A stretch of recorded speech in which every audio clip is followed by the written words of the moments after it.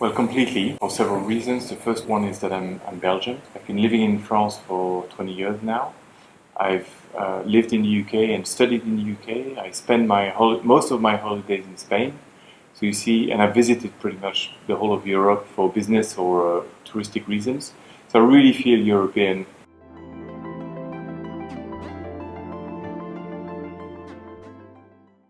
It dates back from the fall of the Berlin Wall, which we watched on TV with my parents at the time, and it really felt like I already felt European. But the fall of the Berlin Wall really felt like an event which was due to really push Europe even further than it had been in the late 80s. So this is probably when I realized that Europe could grow even further than it was then. Then I think there was the euro, which I felt was very important, even though it doesn't concern the whole of Europe or the European Union. I felt that this was the first time that we could really not only travel into Europe, but also pay anywhere without having to try to understand, whether this was expensive or not, or trying to convert things and try to compare with your own country. So, these are two moments which I felt were really important for my European citizenship.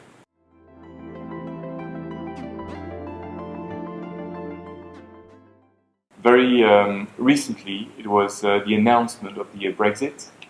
I felt that despite all the difficulties that Greece has been facing, and Italy, Spain, France, the Brexit was really a hit to me, because I really benefited from Europe by going to study in the UK and live in the UK, and I was convinced that the Brit would basically vote to remain in Europe. And when I woke up the next morning and I realized that they had voted for Brexit, I was absolutely furious about it. And I thought it was very dangerous. It won't change anything, I think, for Britain or for the relationship between Britain and Europe. I have a strong feeling, and I've always had that feeling, that it wouldn't change anything. However, it's the feeling.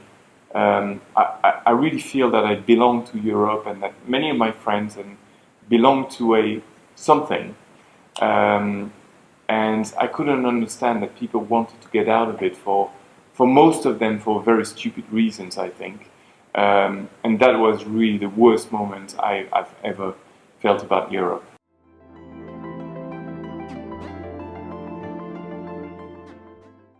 Best moments was probably the introduction of the euro.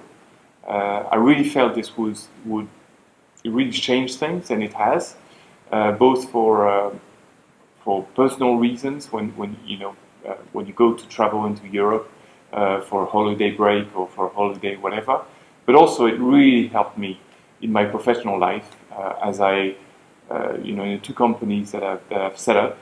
I did sell to Europe a lot, and it really simplified the dealings with other countries.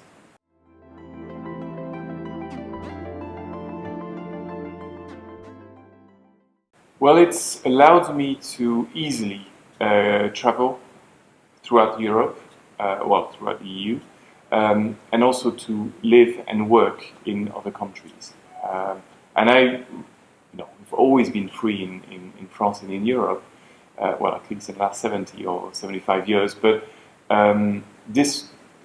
Europe really allowed us, and hopefully my kids as well, to travel anytime they wanted, without to have to worry about showing your passport. Or now, of course, in the recent years we've had to show our passports a bit more, but this is really what I feel is important, is that freedom of traveling.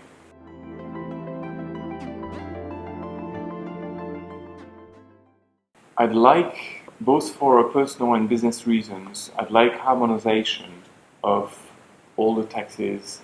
I know it won't happen by 2030, but harmonization of all the taxes, regulations, rules, and everything, so that Europe becomes a real continent like the US can be, even though all the taxes are not the same in the US, but it is much more integrated than Europe. And I think this is one thing I'd like. The second thing I'd like is to have a real European defense and foreign affairs policy or minister, so that we only speak with one voice as opposed to, so many different voices today.